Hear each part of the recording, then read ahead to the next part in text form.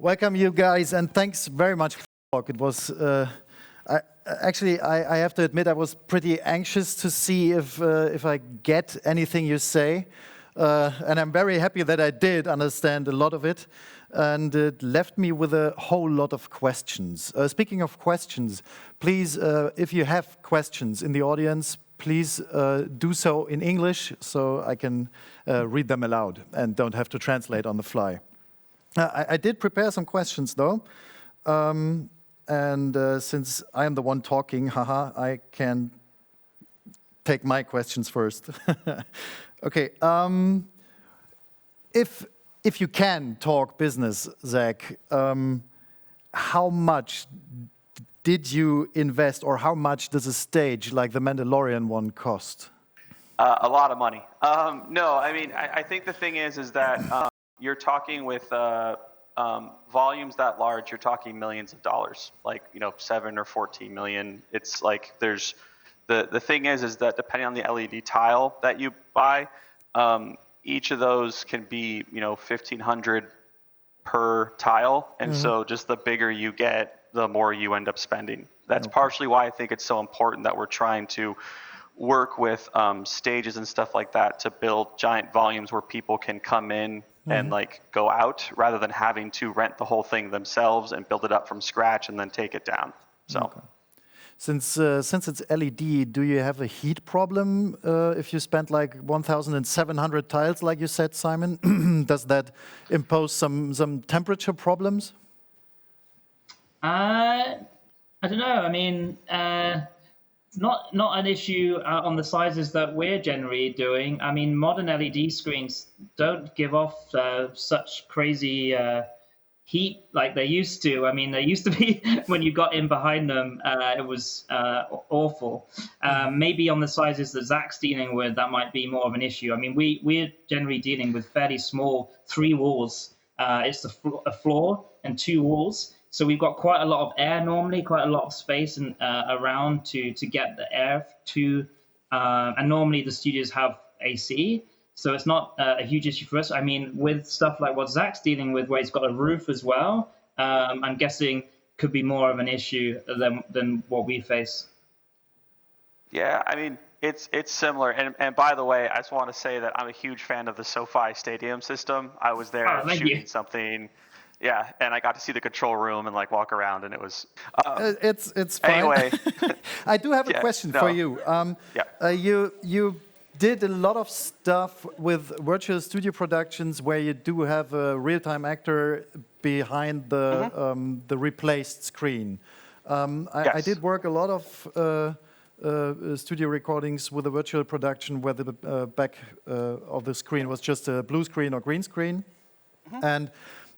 This had the advantage of having a key mat for the actor, which you could use to put before, in front, or wherever you wanted into the 3D space. You could also put it on a plane and stick it into a 3D space and use it as a real 3D asset, where you can go with a virtual camera wherever you want and the actor would stay where he is supposed to. How you do the real-time keying if you don't have a blue screen anymore? Well, you can actually create one. So one of the things that you can actually do is that inner frustum, the part that's like tracking with the camera, you can actually turn that into a green screen whenever you want. So it'll be completely sized to the actual camera. Okay. We haven't really had a chance to kind of experiment jumping between those 2 settings like live on camera, but it would certainly be possible to do. And there is some level of kind of like volumetric sensing that is sort of coming down the pipeline where people are trying to have 3D, essentially volumetric cameras where you're using a mocap sort of stage to be able to create a plane and say, everything that is, further than 8 feet away from the camera. Put it in front. Put it in front and something like that. Okay, so there's ways to kind of do it, but it's still sort of in its infancy. Yeah. So because that's a problem. When I worked it in 1999, it was basically the same technique, but we just had to do it all by hand and switching levers, so to say. And the thing is, you said you had to do it in the real-time production for the League of Legends semifinals. What did you had to leave away when compared to like Mandalorian and other productions where you could just restart? What did you have to omit to say, okay, now it's safe enough to have a virtual production in live television? I mean, we just crossed our fingers. No, I would say that like I think what it really is, it's about level optimization. So like all the students here who are designing content things and like the work that like Simon does, it's really important where like if your level, like if you're filming at, let's just say 24 frames per second, right? You want to make sure that your level is always rendering at it like, 48 frames or whatever. Because like on the game engine, it will fluctuate and it might drop, just as things get like heavier, there's more stuff happening, and you never want it to drop below what your output frame rate is, because that's where you'll actually see the problems show up. So if you look at something like League of Legends, right, like we had a lot kind of working for us because it's a video game environment. So it needs to look fantastical, but like, like a bunch of the surfaces are like weird high gloss, like future stuff. Like it's not super detailed dirt everywhere and things like that. So like it's really depends on your hardware, but you're just always trying to maximize the performance on the actual machines themselves. Okay. Speaking of optimization, when I heard you talk, Simon, it sounded more like you wouldn't really need any more virtual studio operators. Then you would need more programmers or people who are capable of switching systems on the fly, especially when I see those stadium setups. That looks to me like you need 12 arms just to operate it all in real time. Well, that's hopefully where we come in with our software and hardware solutions. There's a lot of effort goes into the pre-production. The actual day, hopefully, should be stress-free. I mean, it's live TV, so it never is. There's always stuff going wrong and on fire, and you try to hide it as best you can, basically. But actually, the way that we design the software is so compartmentalized, hopefully, that you have a specific operator that will do a specific thing, and they will sit in their place. So for operating our XR studio, for example, you will have on the day probably just the one operator pressing the buttons to make stuff happen, hopefully, if you set everything up right. But what you need before the day is a lot of people, 12 arms, as I think you said.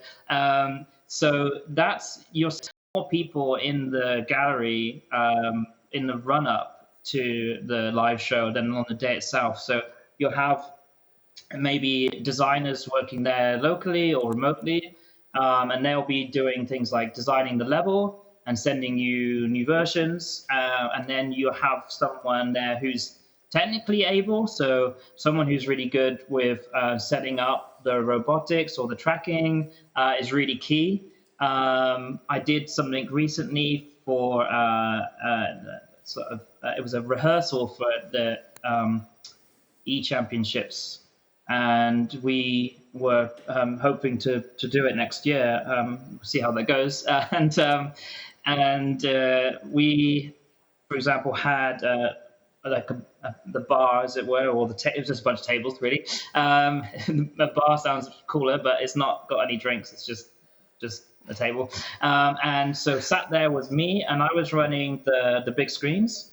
And then next to me was the Lucid specialist and Unreal guy. And so me and him are working very closely together to make everything look like it's all part of the same thing. So as the stuff left my screens, it would go into his graphics. That obviously looks cool. And then we actually had a couple of designers there too, an NCAM guy who's the tracking guy, as well as obviously directors and producers and people like that are hanging around as well. So, but during the pre-production, it's mostly us guys doing everything, and then on the day itself, really, I'm just in the background in case anything breaks, and hopefully the operator's just pressing the stuff, and it's hopefully happens. as it should. Yeah. So you basically have a strict separation between the production process and the actual live process, which is still like a normal TV production where you have to be prepared and prepare a stage. Speaking of stage, before or besides, if there are any questions from the audience, maybe? There are a lot of fans. Okay. Hi. So both of you guys talked a lot about the technical stuff on set, but how long does it take to produce the content that's then played in the studios? So, for example, in the Mandalorian, like how is the workflow and how long does it take to produce the landscapes and stuff? At least in my experience, it kind of depends on how they're being built.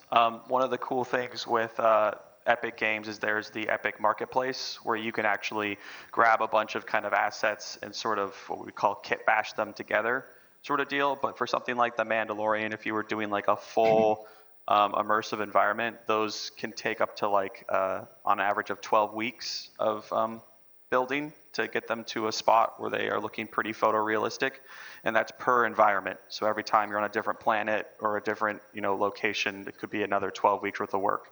A lot of this workflow is taking the weeks that you would usually use in post and just putting them into pre-production. So it's the whole show doesn't really take longer to do. You're just weighing the front with it. You're using the Unreal Engine, both of you, right? Yes. Yeah. Could you make a guess, except from making more money, perhaps, how or why ILM switched to StageCraft, their own engine, when they worked on the Mandalorian together with you with the Unreal Engine, but in the end they ended up doing their own virtual production pipeline. How does that add up? Because if I see the tech demo of the Unreal Engine 5. Yeah, it's basically a CG developer's wet dreams. So why did they do it? There was a lot of reasons. No, I mean, I think at the end of the day is that after season 1, they had some specific targets that they were trying to hit. I can't speak to like really all the decisions that they made, but I think if you look at the way that ILM is talking about this, they're talking about StageCraft as a way to talk about all of the in-camera VFX or virtual production work they do. So I think, initially they were switching to probably a more, inward-facing solution just because they had specific things that they wanted to do. But I think you'll find now, actually, I mean, we've chatted with them very recently, and I think that there is versions of it that is sort of their in-house engine that they like for specific things, and then there's versions of it where they would actually use Unreal or other tool sets to do it. So I think it was just maybe a business decision at the time, but because they were trying to hit a particular set of goals. I think the longer this goes, the more inclusive all of these tool sets get. Okay. We have another question from the audience. Yeah, I've got a question for Zach. First, I've got to say I love The Mandalorian, and I'm nearly finished with the second season.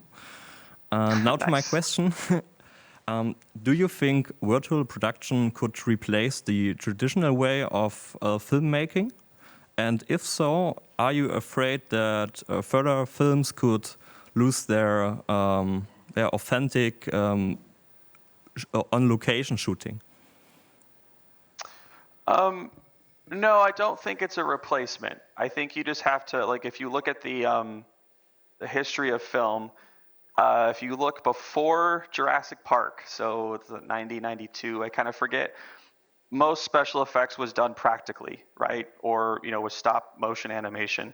And then Jurassic Park kind of marks this change where, green screen and CG work can actually be cost effective and advanced enough to replace, old versions of it. So I really look at this as just the pendulum swing back in the other direction where there's these new virtual production techniques that are happening. But this will continue in its own way, but there's stuff coming down the pipe for VFX where rather than having to manually rotoscope something out of it, you could use an AI to do it almost in real time, right? So I think it's just the tool sets will always keep advancing, and I think what you'll see is that there's a production heavy version, which is kind of like the Mandalorian type stuff that we're doing now, and then there's like a post-production heavy version, which is kind of what became before, and you'll just see both of those constantly advance, because like at the end of the day, there is something about being on actual location, because you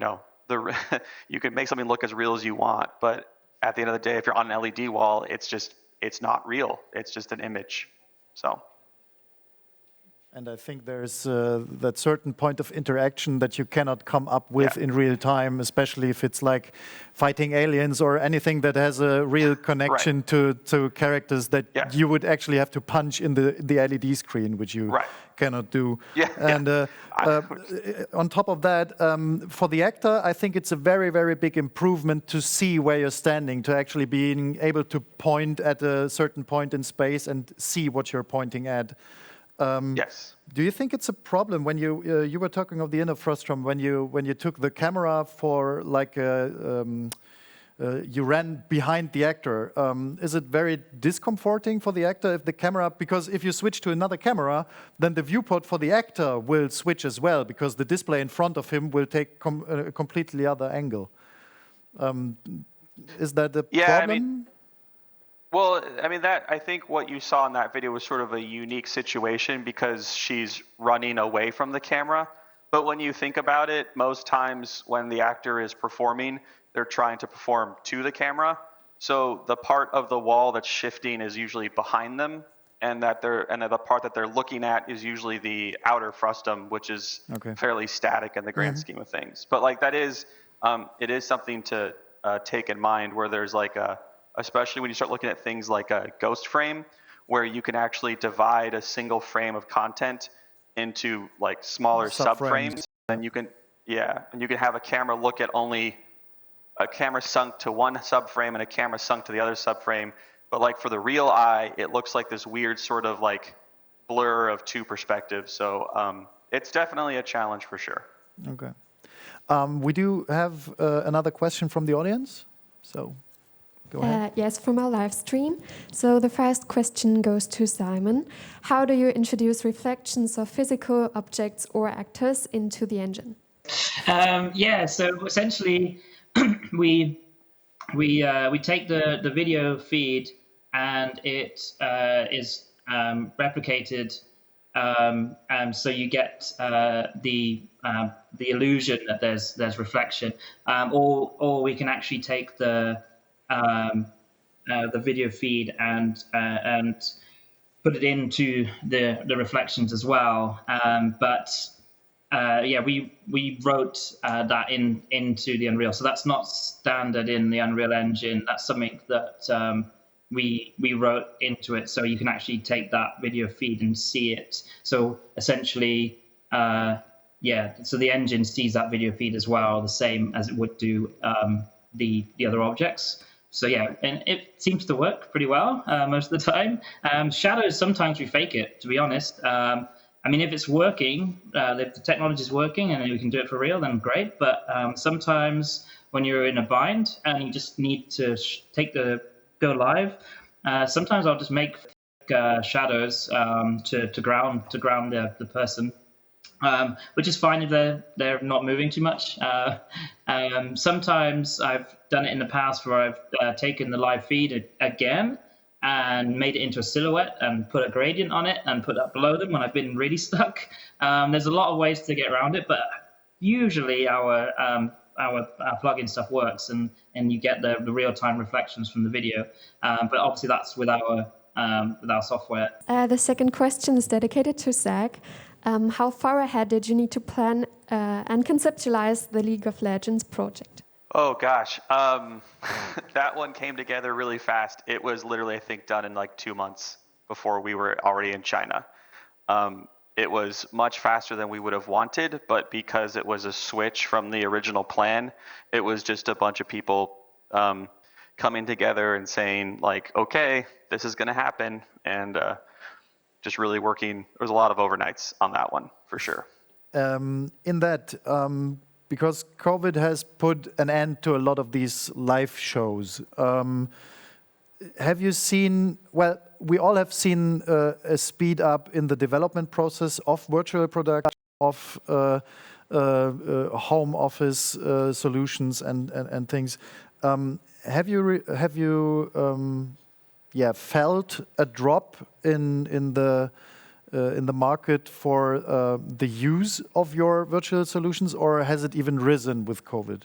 COVID definitely fast-tracked what we were doing, because I think the stuff that we were doing just like in camera for like film productions, that was just another tool you could use if, you know, a location or a green screen wasn't good. So it didn't really matter if like COVID existed or not. I think the thing for us is that with COVID and all of these virtual solutions, there's such a demand for it that we're sort of, one of the main challenges is we have to kind of be still pursuing what our original intent was in terms of doing like photorealistic film work, but we also have to I feel like we have to help people figure out like, what are all the different versions of it, right? What's the version that doesn't cost $14 million to do? You know what I mean? Like, because these techniques, like if you were just trying to get interactive lighting on someone to make it look like they're more a part of the background, like you can get like an office projector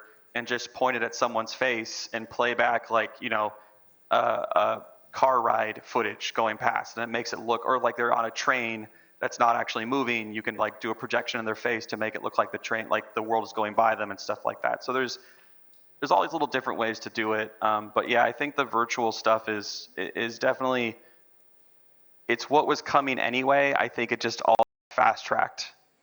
Okay, but I when I talk to my colleagues in the movie business, a lot of movies got delayed due to COVID because they realized they can't put it to the cinemas, and just putting in video on demand will not get them the profit they need to produce another movie, and so they held back on production for several other movies. So have you felt that, or is it unbroken, the demand for virtual studio productions? Well, so I think we were very lucky is when, so Mandalorian kind of was released towards the end of 2019. And then we had already started pitching to like major studios like Warner Brothers and like, you know, Netflix and stuff like that about using this technology. So then when COVID hit, we were sort of in the process of figuring out like how to build those bigger facilities. So for us, we weren't tied to specific productions. We were tied to building big stages for large studios. So we are definitely seeing some uncertainty in all of that, because like one of the big things that's getting in the way is all of the manufacturing problems. Like if you want to order large amounts of LED, it used to be like a 4 to 6 month delay, like from when you put in your order to when it arrived on a ship. And now we're looking at like 9 months or more it can be. So like, it's definitely affecting us, but like, because we were kind of already involved in longer running like facilities, it didn't immediately hit us, I think, in the same way. Okay. So yeah, then fingers crossed that we won't see that COVID pandemic for very long. Thank you so much for being here, for letting us have a glimpse at what you're doing, and have a nice day. Thank you, Zach. Thank you very much. It was my pleasure.